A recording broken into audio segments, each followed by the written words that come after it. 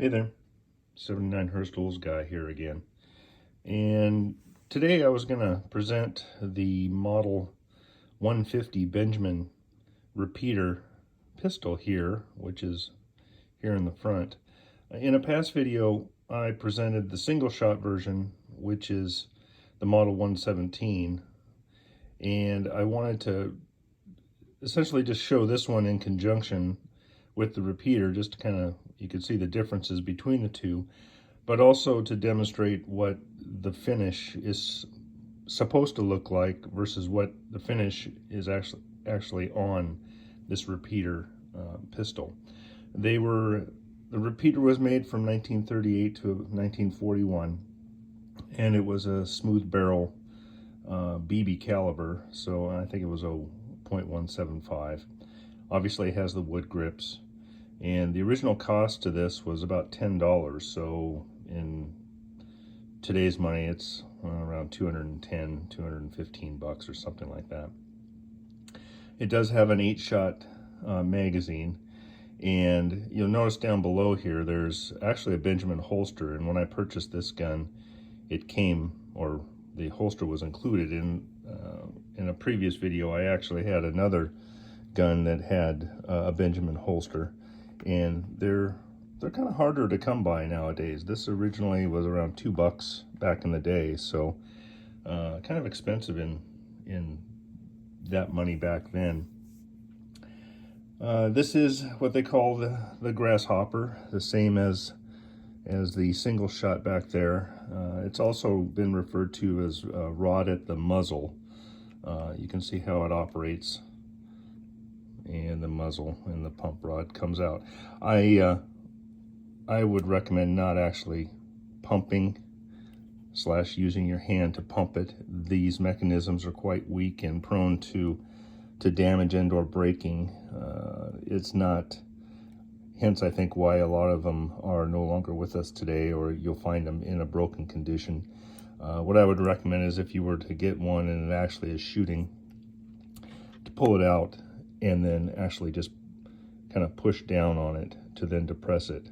And then once you get to the final end, then pull the handle back in and then secure it here. So it's very tight. The seals are very good in this gun. So I'll just leave like this.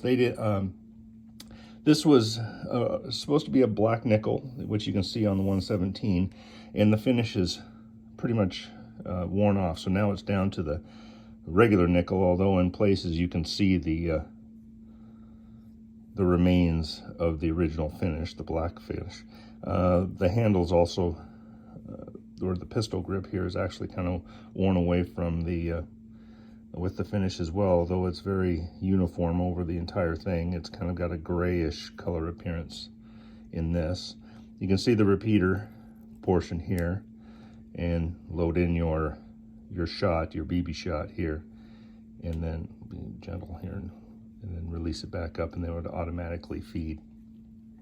So Benjamin also made a Model 160 in this repeater type version. The difference would be is it wouldn't be the grasshopper pumping mechanism. It would be actually an underhanded or under lever pumping system. And the 160s, I guess I'll call it a little more common, if you will, because they made them for a longer time. In the catalogs, in Benjamin catalogs, they actually listed them from like 1943 to 1963, but it looks like they were made from 1947 to 1960, so there was quite a number of years that they actually were out there. Oh, I meant to show you here. There is no serial numbers on this gun. It'll say Benjamin Franklin, and then the model number are on these end caps here, and it says Benjamin Air Rifle Company, St. Louis, USA, here along the perimeter of that end cap there. But it's a nice feeling gun. I was happy to get it and kind of round out the two here. I think you've seen this before, but this is the instruction sheet for the Model 150, and then also the 112 and 117, and obviously the 110.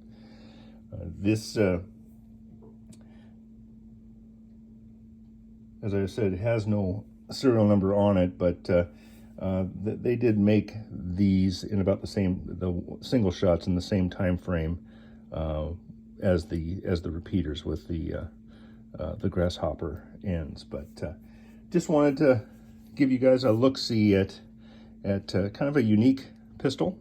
And if you run across one, I would suggest picking it up if it's in a price range that you think is fair and one you want to add to your collection.